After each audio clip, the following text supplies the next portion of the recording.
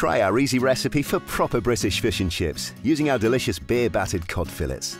Let's cook the UK's favourite, chips. That's chips, not fries. We Brits make them nice and chunky.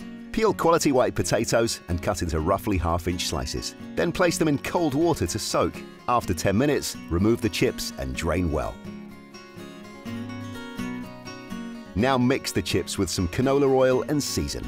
Lovely. British fish and chips begins with the best fish.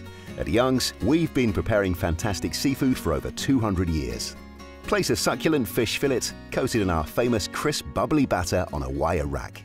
Bake along with the chips at 290 Fahrenheit for 22 minutes. British fish and chips is only truly authentic when accompanied by a side of mushy peas. Sounds weird, but you'll be converted once you've tasted this British classic. Season with sea salt and some malt vinegar. There you go.